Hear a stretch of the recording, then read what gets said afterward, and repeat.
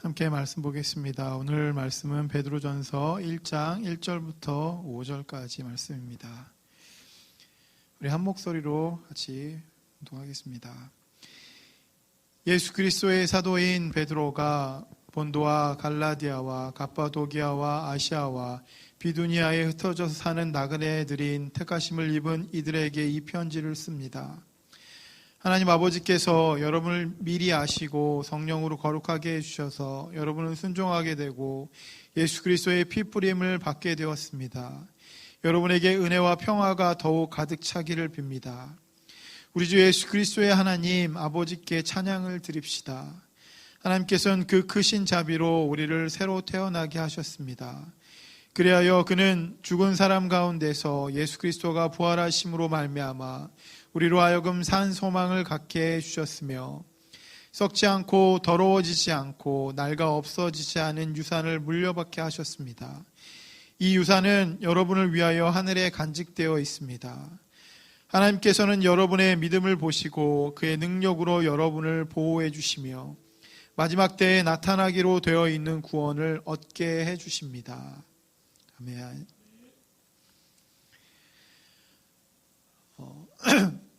이제 대림절 두 번째 주간입니다. 이제 2주만 더 지나면 주님께서 이 땅에 오신 성탄절을 우리가 맞이하게 되는데 예수님께서 이 땅에 오신 그 귀한 그런 사역들을 생각하면서 지난주에 이어서 복음에 대한 그 말씀을 나누길 원합니다. 지난주에는 사도 바울이 전한 하나님 나라에 또 예수님께서 우리에게 가르쳐 주신 하나님 나라에 대한 그 복음을 여러분들과 함께 나눴다면 이번 주는 이제 사도 베드로가 전하는 부활에 대한 부활의 그 복음을 여러분들과 함께 나누기를 원합니다.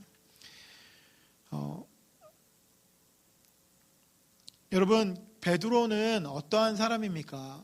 이 베드로라고 하는 사람은 원래 어부였지만 그런데 예수님의 제자가 되었고 그리고 예수님 앞에 너무나도 인정을 받았던 그런 수제자였다라고 하는 것입니다. 예수님 앞에 인정받았고 얼마나 인정을 받았냐면 마태복음 16장 19절에 내가 너에게 하늘나라의 열쇠를 주겠다. 내가 무엇이든 땅에서 매면 하늘에서도 매일 것이요 땅에서 풀면 하늘에서도 풀릴 것이다 라고 말씀하신 것처럼 하늘나라의 열쇠까지 이 베드로에게 줄 만큼 예수님께서 신뢰하고 믿고 너무나도 예수님을 잘 따랐던 그런 제자가 바로 베드로였습니다. 그래서 예수님 앞에 너는 나를 어떻게 생각하느냐라고 물어봤을 때 예수님에게 주는 그리스도시고 살아계신 하나님의 아들입니다라고 그렇게 그 신앙의 고백을 했던 그런 인물입니다. 예수님께서 이렇게 신뢰하고 믿고 그리고 3년간이나 예수님을 따라다니면서 이 베드로 자신도 기적을 행하기도 했었고 그리고 예수님의 그 기적들을 경험하면서 그리고 예수님의 옆에서 예수님의 그 말씀을 계속해서 들었던 그래서 더 믿음이 확고하고 믿음이 굳건했던 그런 대표적인 인물이 바로 베드로라고 하는 사람입니다. 하지만 여러분 이 베드로가 그렇게 예수님을 따라다니고 기적도 행하고 기적도 경험하고 예수님께서 가르쳐 주신 그 놀라운 복음들을 다 알고 있었음에도 불구하고 예수님께서 십자가를 지신다고 그렇게 말씀하시니까 십자가를 진다라고 하는 그 의미는 이제 죽는다라고 하는 그 의미로 이 베드로가 받아들이게 되니까 아주 오래전부터 예언자들을 통해서 전달된 예수님께서 고난을 받으시고 십자가에 돌아가신다라고 하는 그것을 알고 있으면서도 자신을 바라보게 되니까 그동안 그렇게 따랐던 그 예수님이 지금 당장 십자가에 달려서 돌아가신다라고 하는 그것이 그에게 너무나도 큰 충격이었습니다. 그래서 예수님에게 안 된다라고 그렇게 막아섭니다. 그리고 예수님께서 그 베드로에게 너는 이제 나를 3번이나 부인하게 될 것이다 라고 그렇게 얘기했을 때 그는 내가 정말로 죽음에 이른다고 할지라도 절대로 내가 예수님을 부인하는 그런 일은 하지 않겠습니다. 어떠한 일이 있다고 해도 내가 예수님을 부인하지 않겠습니다 라고 그렇게 호언장담했습니다. 그런데 아주 조그마한 소녀가 와서 물어봤을 때 그 소녀의 그 질문에도 예수님을 부인할 정도로 여러분, 3번이나 예수님을 부인한, 예수님을 그렇게 배신한 그런 사람이 되어버렸다라고 하는 것입니다. 조그마한 소녀 앞에서도 지키지 못했던 그런 약속, 여러분, 이런 것들이 이 베드로를 완전히 나락으로 떨어뜨리게 충분했다라고 하는 것입니다. 이 베드로의 마음 가운데 그동안 예수님을 따라다니고 예수님을 따라다니면서 계획했고 생각했던 그 모든 것들을 한 번에 다 포기하게 만드는 그런 일이 이 베드로에게 일어났다라고 하는 것입니다. 그리고 이 베드로는 모든 것을 다 포기하고 원래 자기가 살던 그 고향으로 돌아가서 전에 했던 그 어부의 일을 다시 하기 시작했습니다. 여러분, 이 베드로의 마음이 얼마나 처참했겠냐라고 하는 것입니다. 베드로의 마음이 얼마나 처참하고 힘들고 절망 가운데 빠졌을까. 3년이라는 시간 동안 그 수많은 기적들을 바라보며 그 너무나도 주옥 같은 그 복음의 말씀들을 옆에서 직접 들었던 그런 사람으로서 한순간에 자기의 믿음이 다 없어져 버리고, 한순간에 내가 해야 될 그 일들이 다 없어져 버리고 절망과 고통과 힘들어하는 그런 마음으로 원래 자기가 있던 그곳으로 돌아가서 있는 그런 처량한 그의 모습, 얼마나 처참하고 힘들고 그가 절망했을까, 이런 생각을 합니다. 여러분, 다시 돌아와서 예전처럼 동료들과 함께 물고기를 잡았지만 신통치 않았습니다. 그의 마음에 이제는 내가 예전에 했던 것도 잘 되지 않는구나, 예수님을 따랐던 그 일들이 이제 다 없어져 버리고 내가 예전에 하던 그 일들도 잘 안 되는구나, 모든 것이 다 안 되는 것 같은 그런 절망의 마음이 아마 베드로에게 있었을 것입니다. 그런데 바로 이때 예수님께서는 십자가에 달려 돌아가신 후에 다시 부활하셔서 제자들을 찾으시고 또 베드로에게 찾아오셨다라고 하는 사실입니다. 부활하신 예수님은 절망과 나락으로 빠져 삶의 밑바닥을 경험하고 있는, 또 예수님이 너무너무 사랑하는 그 베드로에게 다시 찾아오셨다라고 하는 것입니다. 예수님은 이미 오래전에 이 베드로에게 내가 너에게 하늘나라의 열쇠를 주겠다라고 하시면서 베드로가 예수님을 3번이나 부인하고 원래 그 어부로 다시 돌아갈 것을 알고 계셨습니다. 하나님의 나라의 열쇠를 주기도 했었고 그가 예수님을 3번이나 부인할 것을 다 알고 계셨음에도 불구하고 예수님은 절망 가운데 자포자기하고 아무것도 하지 못하고 있는 이 베드로에게 다시 찾아오셨다라고 하는 것입니다. 그리고 이 베드로를 다시 부르시고, 그리고 그 베드로를 세우시고 그에게 놀라운 일들을 보여주시고 최고의 칭찬을 아끼지 않으신 것, 예수님께서 베드로에게 다시 찾아오셔서 그를 그렇게 붙잡아 주셨다라고 하는 것입니다.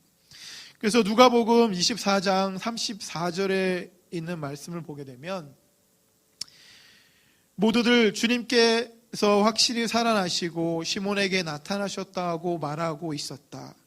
누가복음 24장 34절에 그렇게 시몬, 이 베드로에게 나타나셔서 주님께서 확실하게 다시 살아나신 그것을 보여주셨다라고 하는 것입니다.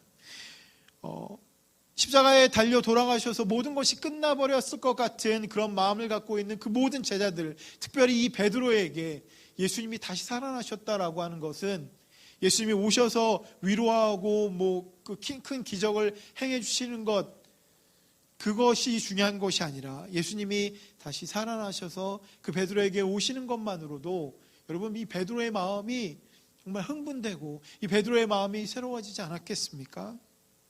그렇게 확실하게 이 제자들이 기록했던 것처럼 이 시몬 베드로에게 예수님이 다시 나타나셔서 부활의 예수님을 보여주셨다라고 하는 것입니다. 많은 제자들이 예수님이 다시 살아나심을 경험하게 되었고 시몬 베드로에게 나타나셨다라고 그렇게 증거하고 있는 것입니다.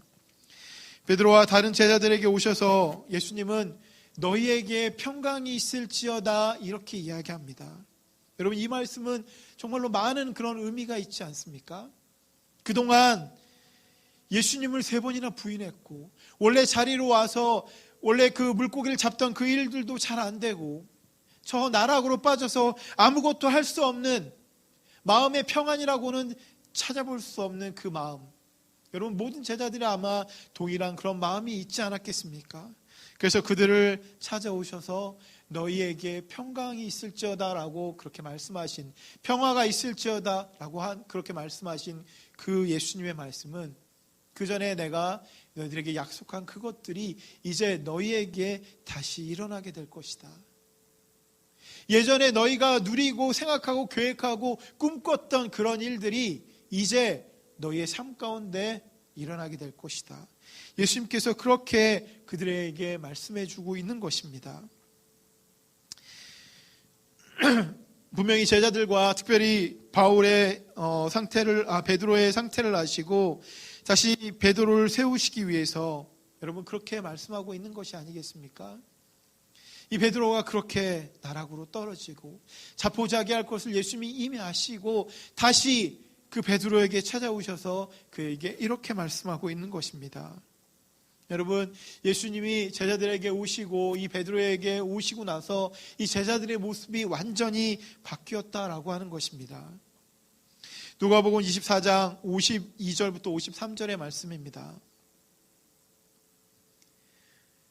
여러분, 그들의 모습이 어떻게 바뀌었냐면 그들은 예수께 경배하고 크게 기뻐하면서 예루살렘으로 돌아가서 하나님을 찬양하면서 날마다 성전에서 지냈다라고 그렇게 기록하고 있습니다. 여러분, 예수님이 그들을 찾아오시기 전에는 모든 것을 다 포기하고 예전의 삶으로 돌아가고 아무것도 할 수 없을 것 같은 그런 마음으로 절망과 고통과 힘들고 어려운 그런 삶을 살고 있었지만 이제 그들은 완전히 바뀌게 되었습니다. 예수님께 경배하고 너무나도 큰 기쁨 가운데 그들이 들어가게 되고 예루살렘으로 다시 돌아오게 됩니다. 예전에 고향이 아니라 이제 예루살렘으로 다시 돌아와서 예수님께서 그들에게 맡겨주신 그 사명을 감당하기 위해서 그들은 하나님을 찬양하면서 날마다 성전에서 그렇게 지냈다라고 하는 것입니다. 여러분, 얼마나 놀라운 그런 변화입니까? 고통과 나락과 힘들고 어려운 그 환경이 그들 가운데 주어지고 모든 것을 포기해버리고만 싶었던 그들의 마음이 이제 크게 기뻐하게 되고 크게 예수님을 찬양하게 되고 크게 하나님을 찬양하면서 날마다 성전에서 지내는 것, 여러분 그 모습은 그들에게 다시 꿈이 생겼다라고 하는 것입니다. 그들에게 다시 할 수 있는 무언가 하고자 하는 그 일이 생겼다라고 하는 그런 의미가 아니겠습니까? 베드로의 마음에 다시 성령의 불길이 임하고 주님께서 그들에게 소망이 되어주셨기 때문에 그들에게 꿈이 생기고 그 소망을 위해서 다시 살 수 있도록 그렇게 만들어 주셨습니다. 여러분, 그 소망이 무엇입니까? 예수님께서 우리를 구원하신다라고 하는 사실, 예수님께서 우리를 이끌어 주셔서 죄악 가운데서 우리를 해방시켜 주신다라고 하는 그 사실이 아닙니까? 그래서 그들은 그것의 증인이 되어서 예수님께서 우리를 위해서 다시 부활하셨다, 우리 가운데 다시 찾아오셨다, 우리의 절망 가운데 소망을 주시고 그 소망을 우리가 붙들고 있다, 우리 함께 그 소망을 붙들고 나가자라고 그렇게 증인의 삶을 살 수 있게 되었다라고 하는 것입니다. 오늘 본문 그래서 1절에 있는 이 말씀은 베드로가 이렇게 이야기합니다. 예수 그리스도의 사도인 베드로가 라고 그렇게 시작합니다. 여러분, 원래 예수님의 수제자였고 하나님 나라의 열쇠를 받았던 그런 베드로였지만 예수님을 3번이나 부인하게 되고 예수님의 그 모든 것을 다 떠나서 원래 물고기를 잡는 그 일로 돌아갔던 그 사람이었지만 이제 예수님을 만나고 부활의 예수님을 만나고 그가 이렇게 고백합니다. 예수 그리스도의 사도인 베드로가, 여러분 이 말씀에, 이 말에 얼마나 큰 자신감이 들어 있습니까? 나는 예수 그리스도의 사도이다. 나는 예수 그리스도의 증거자고 제자이다. 내가 예수 그리스도의 그 복음을 전하는 사람이다. 얼마나 확신에 차고 자신감을 갖고 자신의 그 일들을 감당하고 있습니까? 부활하신 예수님을 이제 만나고 그리스도가 자신을 복음을 증거하는 사람으로 세우셨다라고 그렇게 고백하고 있는 것입니다. 나는 이런 사람이다. 나는 이제 더 이상 어부가 아니다. 나는 이제 예수님을 증언하는 그런 사람이다라고 그렇게 고백하고 있는 것입니다. 여러분, 이 1절에 있는 이 본문에 있는 말씀은 얼마 전까지 나락으로 절망하고 자포자기했던 그런 모습은 전혀 보이지 않습니다. 그의 눈이 열리고 그의 마음이 열리고 성령으로 충만해져서 자기가 무엇을 해야 될지를 이제 알고 다시 발견하게 되어서 이제 그 일을 감당하기 위한 그런 가슴이 뛰는 그런 베드로의 모습이 보이고 있습니다. 여러분, 그들이 얼마나 좋고 얼마나 감사했으면 그들이 날마다 찬양하고 성전에서 지냈을까라고 하는 것입니다. 저는 사실 신앙의 고비가 별로 없던 그런 사람입니다. 왜냐하면 아버지가 목사님이고 또 형도 목사님이고 저도 어렸을 때부터 교회에만 있었기 때문에 믿음에 대한 어떤 그 고비가 그렇게 있지 않았던 그런 생각이 있습니다. 그런데 이 믿음의 위기라고 하는 것은 무언가 열심히 하려고 할 때 저에게 찾아왔던 것 같습니다. 제가 중학교 때 목회자가 되겠다고 서원하고 신학교에 와서 너무나 기쁘고 감사하고 매일매일의 삶이 그야말로 감사와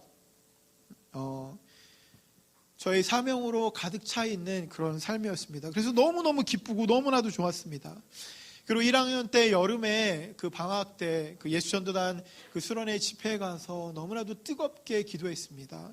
일주일 동안의 그 선교 집회에서 정말로 많이 기도하고 정말로 많이 서원하고 정말로 많이 결단하고 내가 나의 모든 시간들을 다 주님 앞에 바치길 원합니다. 난 주님을 위해서 살길 원합니다. 주님, 나의 시간을 받아주십시오. 막 그때는 너무너무 뜨거워서 나의 모든 것을 다 바치려고 하는 그런 마음이 저에게 있었습니다.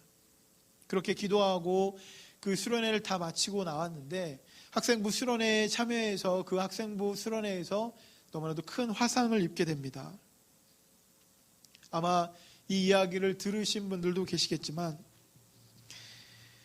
그동안 너무나도 열심히 달려왔던 나의 믿음, 나의 신앙, 여러분 이것이 그렇게 너무나도 기도를 많이 했는데 나의 믿음, 나의 신앙이 한순간에 위기가 찾아온 것을 제가 그때 경험했습니다. 병원에 입원해 있는 동안 저는 아무것도 할 수 없고 정말로 하나님이 살아계시다면 내가 나의 모든 시간을 다 주님 앞에 바치겠다고 그렇게 서원했는데 내가 지금 이게 뭐하고 있는 것입니까? 원래 그 화상도 내가 입지 말아야 되는 것 아닙니까?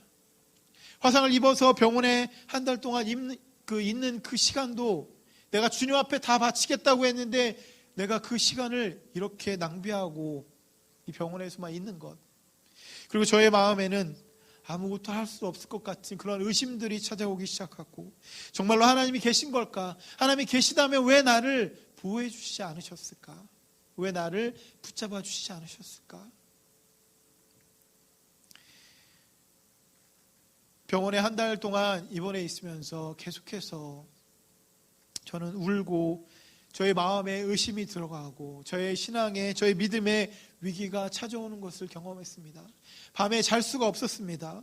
눈만 감으면 저의 마음 가운데 있는 의심이 저를 막 짓누르고 그때마다 또 너무나도 고통스러운 그 처치를 제가 했기 때문에 밤 12시만 되면 의사 선생님 오셔서 저에게 그런 그 진료를 하실 때 너무너무 아팠습니다. 밤에 잠도 육체적으로 잠을 잘 수 없을 만큼 힘들었고 또 영적으로 저의 마음은 너무나도 크게 힘들고 어려웠던 그런 생각이 듭니다. 그래서 그 당시를 회상하면 저에게는 너무나도 큰 신앙적인 믿음의 위기가 아니었나 이렇게 생각이 듭니다.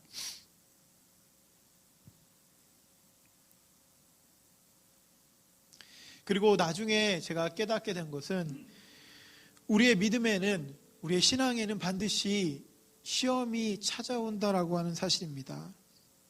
그리고 그 시험은 오히려 우리의 믿음을 더 단단하게 만든다라고 하는 것을 제가 그때 경험하게 됐습니다.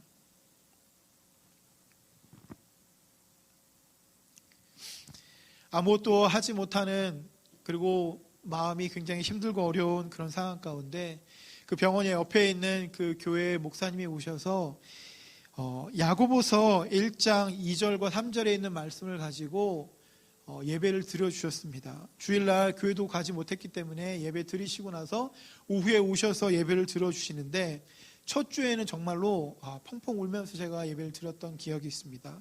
그리고 두 번째 주부터 그 예배가 너무나도 기다려지고 예배 일주일에 딱 한 번 드릴 수 있는 그 예배 시간이 너무나도 감사했던 그런 경험이 있습니다. 야고보서 1장 2절 말씀, 2절과 3절 말씀입니다. 나의 형제 여러분, 형제자매 여러분, 여러 가지 시험에 빠질 때 그것을 더할 나위 없는 기쁨으로 생각하십시오. 여러분은 믿음의 시련이 인내를 낳는다는 것을 알고 있습니다. 여러분, 야고보서 1장 2절과 3절에 있는 말씀이 그 목사님의 말씀이 아니라 정말 예수님께서 저에게 오셔서 너가 모든 시간을 나에게 준다고 했지. 지금 이곳에 너가 신앙의 위기 가운데 있는 그것도 너무나도 중요한 시간이다라고 예수님께서 저에게 말씀해 주시는 것 같았습니다. 기쁨으로 생각하라고 하는 그 말씀을 듣고 저의 마음이 완전히 다 녹아내린 것 같았습니다. 예수님께서 직접 오셔서 저의 마음을 위로해 주시고 여러 가지 많이 혼란과 의심에 쌓여있는 그 마음에 확실한 그런 마음을 주시고 새롭게 일어날 수 있는 그런 마음을 주셨던 그런 기억이 있습니다. 목사님이 오셔서 그렇게 얘기해 주셨던 것이 오히려 예수님이 저의 신앙의 위기 가운데 있는 그 위기에 서호적되던 저에게 오셔서 직접 말씀해 주시는 것 같은, 그래서 저에게 무엇이 사명이고 어떤 길을 가야 되는지를 분명하게 보여주시는 것 같은 그런 느낌을 제가 받았습니다. 여러분, 사도 베드로가 전하는 말씀은 바로 그런 측면에 있어서 바로 부활의 복음을 전하고 있는 것입니다. 내가 그 증인이다. 내가 저 나라까지 빠져 있었지만 주님이 나를 직접 다시 세워주셨다. 주님이 우리를 이끌어 주실 수 있다. 주님은 부활하셔서 우리에게 찾아오시고 우리 모두에게 찾아오신다. 복음이 그를 다시 일으켜 세우는 놀라운 원동력임을 바로 증거하고 있는 것입니다. 그래서 오늘 본문 2절에 있는 말씀을 한번 보겠습니다. 하나님 아버지께 여러분을 미리 아시고 성령으로 거룩하게 해주셔서 여러분은 순종하게 되고 예수 그리스도의 피뿌림을 받게 되었습니다. 여러분에게 은혜와 평화가 더욱 가득 차기를 빕니다. 여러분, 자신과 믿는 믿음의 사람들을 시험에서 구해주시고 그리고 성령을 통해서 하나님께 다시 돌아와 그 귀한 사명을 받게 하시고 그동안 시험 가운데 힘들어하고 어려워했던 모든 것 가운데 평화를 누리라고 주님께서 말씀해 주신 것, 그것을 증거하고 있는 것이 바로 이 베드로의 증거라고 하는 것입니다. 예수님께서 베드로에게 직접 찾아와 주셔서 그 주신 그 평화를 사람들에게 전하고 있는 것입니다. 주님이 성령을 통해서 우리에게 평화를 주신다. 이 평화가 우리 가운데 들어와서 그 평화를 누리기를 원한다. 그렇게 말씀하고 있는 것입니다. 이 말씀을 통해서 많은 사람들이 예수의 말씀 가운데 그 평화를 누릴 수 있게 되었다라고 하는 것입니다. 제가 그 목사님의 그 말씀이 예수님의 말씀처럼 느꼈던 것처럼 이 말씀을 듣고 힘들어하고 어려워하는 그 모든 그 예수를 믿는 사람들, 또 믿지 못하는 그 사람들에게 평화가 주어지게 되었다라고 하는 것입니다. 실제로 이 베드로가 전했던 그 당시에 있는 그 그리스도인들은 곳곳으로 흩어져서 박해와 힘들고 어려운 고난이 그들 가운데 있었습니다.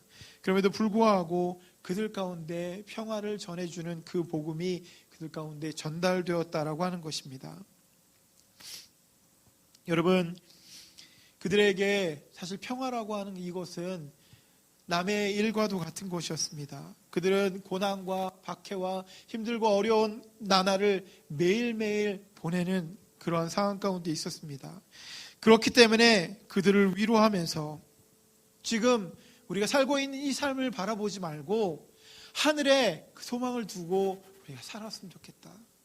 지금 상황은 힘들고 어렵지만 우리 눈에 보이는 것, 우리가 느껴지는 이 모든 것들은 우리를 힘들게 하고 우리를 어렵게 하지만 하늘을 바라보면 하나님께서 우리에게 소망을 주시고 그 소망이 그 모든 것을 이길 수 있게 만들어 주신다라고 그렇게 고백하고 그것을 이겨내자고 권면하고 있는 말씀인 것입니다.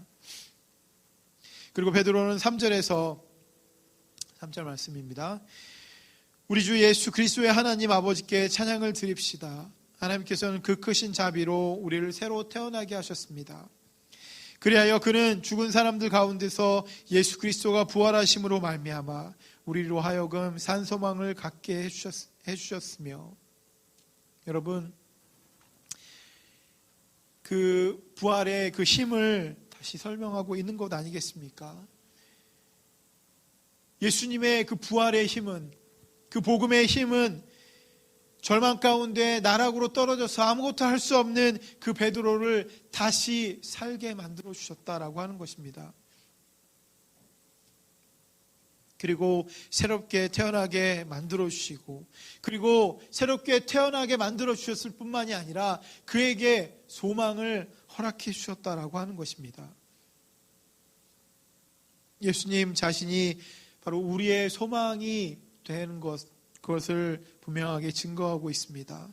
예수님께서 십자가에 달려 돌아가시니까 그 모든 소망이 끊어지고 절망 가운데 빠졌던 그 베드로였지만 예수님께서 다시 살아나셔서 그에게 오셔서 끊어졌던 그 소망이 다시 새롭게 되었다라고 그렇게 말씀하고 있는 것입니다.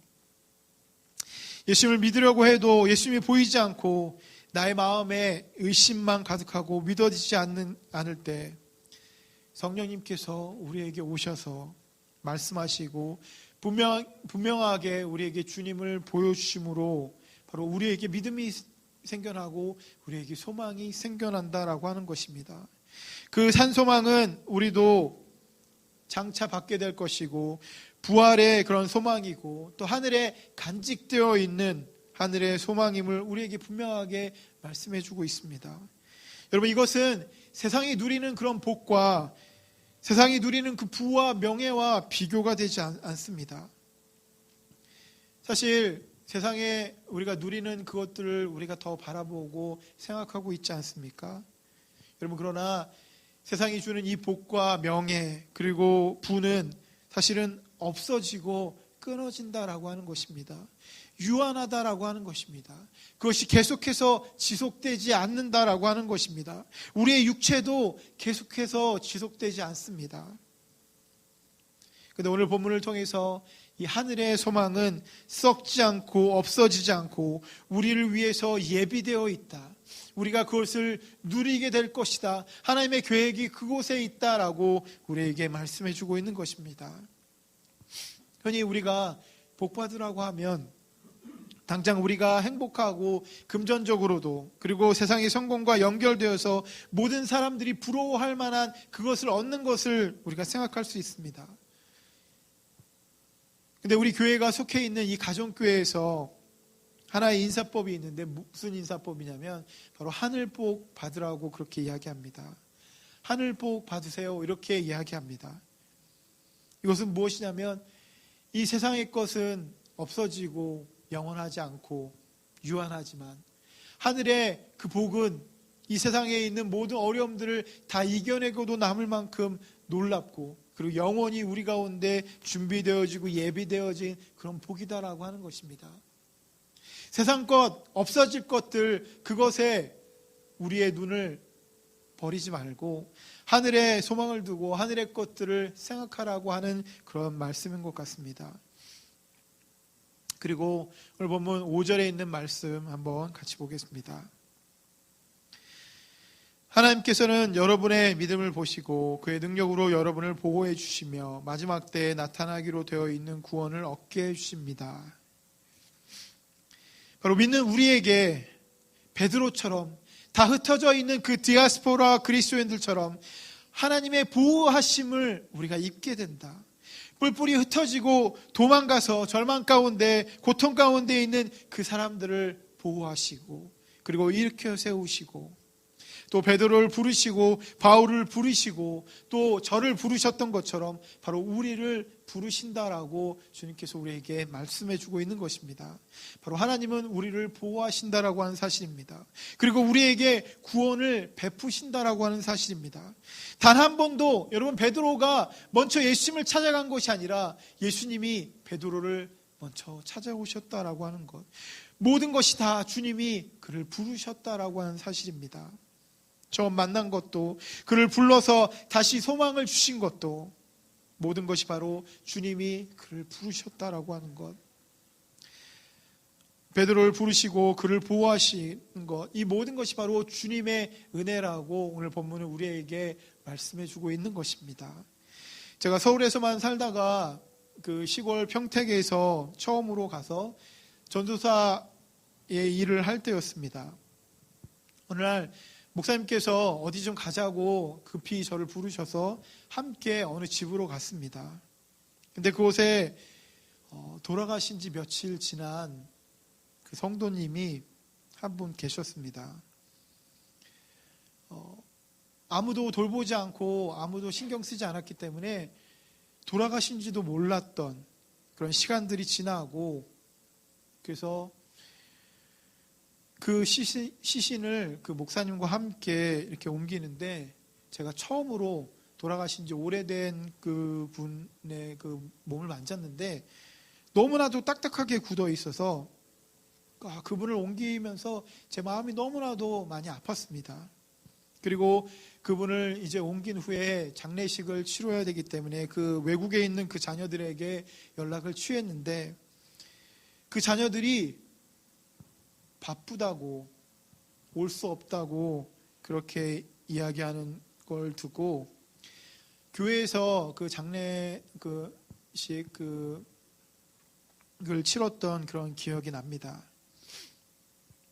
근데 제가 그 일을 겪으면서 그분이 얼마나 불쌍한지 정말 이루 말할 수 없이 불쌍해서 많이 울었던 것 같습니다.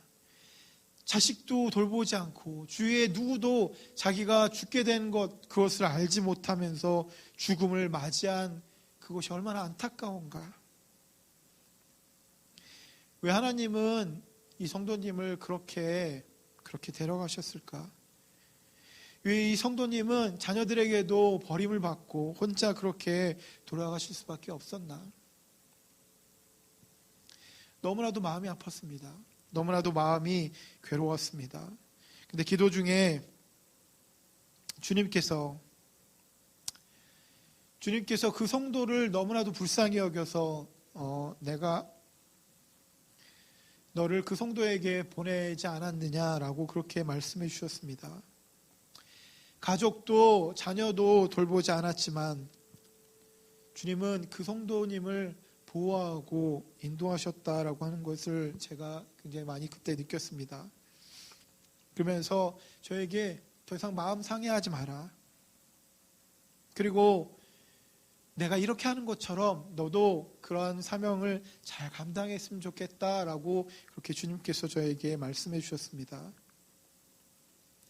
그러면서 드는 생각이 무엇이었냐면 저에게 맡겨진 사명이 너무나도 엄청나고 큰 것이 아니구나, 이런 생각을 했습니다. 그 당시만 해도 제가 전도사였기 때문에 나중에 목사가 되고 목회를 하게 되면 큰 일들을 감당해야지, 내가 정말로 엄청난 일들을 해야지라고 하는 그러한 마음이 제 마음 가운데 있었던 것 같습니다.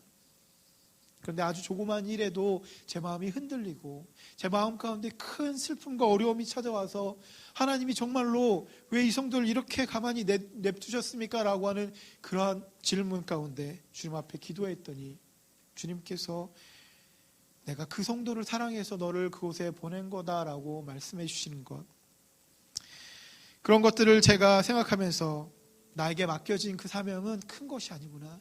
주님이 맡겨준 아주 자그마한 그 일을 내가 감당함으로 인해서 하나님의 놀라운 일들이 나를 통해서 일어나는구나, 이런 생각들을 그때 경험했습니다. 하나님께서 우리를 살려주시는 이유, 또 우리를 구원하시는 이유, 우리를 통해서 다른 사람들을 구원하시기 위한 그 예수님의 놀라운 그 계획 가운데 있다라고 하는 것입니다. 죄 가운데 빠져서, 절망 가운데 빠져서 아무것도 할 수 없는 그 나라 가운데 있는 그 베드로를 다시 구원하여 주시고 그를 불러주신 것, 그리고 그에게 산 소망이 있고 그에게 사명이 있는 것을 깨닫게 해주신 그 주님이 바로 오늘 우리에게도 동일하게 우리에게 맡겨진 그 사명을 깨닫게 해주십니다. 그리고 우리를 다시 살려주십니다. 그리고 우리를 새롭게 하여 주십니다. 그렇게 새롭게 해주심으로 인하여서 우리를 통해서 바로 하나님의 놀라운 일들을 이루기를 원하시는 것입니다. 성령의 인도함 가운데 세상은 힘들고 어려운 일들에 계속해서 연속이지만 그럼에도 불구하고 그 가운데 하나님을 경험하고 성령의 인도함으로 우리를 보호해 주시는 그 하나님의 은혜가 우리 가운데 있음을 우리가 경험할 수 있다라고 하는 것입니다. 모든 것은 변하지 않았지만 성령이 우리와 함께하여 주시면 우리를 인도하여 주시고 베드로를 인도해 주셨던 그 주님이, 그 성령 하나님이 오늘 우리를 인도해 주시고 보호해 주실 수 있다라고 하는 것입니다. 여러분 이러한 마음으로 우리가 주님을 기다려야 되지 않겠습니까? 주님이 이 땅에 오신 것, 그것을 우리가 축하하면서 주님 앞에 온갖 경배와 찬양을 올려드릴 수 있는 그런 마음이 왜 있습니까? 주님이 우리와 함께 해주심으로 인하여서 주님이 나를 붙잡아 주시는 것, 주님이 우리를 보호해 주시는 것, 여러분 그것을 우리가 알기 때문에 그런 것 아니겠습니까? 그리스도가 우리 가운데 오심으로 인하여서 단순히 우리가 죄 가운데서 해방받았다, 그것이 아니라 주님이 우리 가운데 오심으로 인하여서 우리를 보호하여 주시고 우리를 이끌어 주실 수 있다라고 하는 그 믿음, 주님은 그것을 위해서 이 땅에 오셨습니다. 그것을 위해서 십자가에 달려 돌아가시고 그것을 위해서 성령을 우리 가운데 보내주셨다라고 하는 사실입니다. 여러분 이것을 바울이 전하는 그런 부활의 복음으로 여러분 믿고 의지하면서 주님이 나에게도 오셔서 성령으로 인도하여 주시고 나에게 깨닫게 해주신 그 귀한 사명들을 여러분 감당하면서 주님의 일들 가운데 나아가는 저 여러분 모두가 되기를 예수님의 이름으로 축원합니다. 우리 함께 같이 기도하겠습니다.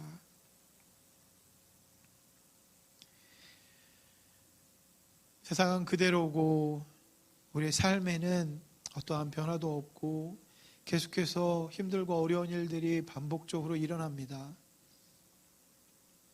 언제 다시 모여서 예배 드릴지 모르고 또 언제 예전에 했던 그것들을 함께 할지 모르겠습니다. 그러나 분명한 것은 주님은 오늘도 우리 가운데 찾아오셔서 성령으로 인도하여 주시고 우리의 마음을 깨어나게 해주시는 것을 우리가 경험합니다. 주님, 우리의 마음에 찾아와 주시옵소서. 우리를 인도하여 주시고 붙잡아 주시옵소서. 그래서 정말로 주님께서 우리에게 맡겨준 그 너무나도 작은 그것들을 우리가 감당할 수 있는 사람으로 우리를 삼아 주시옵소서. 내가 할 수 있는 것이 아니라 주님이 그것을 가능하게 만들어 주실 테니 주님 앞에 우리의 모든 것을 다 올려드리고 내가 그 사명을 감당하겠습니다라고 고백할 수 있는 그런 주님의 사람들로 우리를 삼아 주시옵소서. 주님께서 꼭 그렇게 우리를 붙잡아 주실 줄 믿사오며 우리를 살리신 예수님의 이름으로 간절히 기도드렸습니다.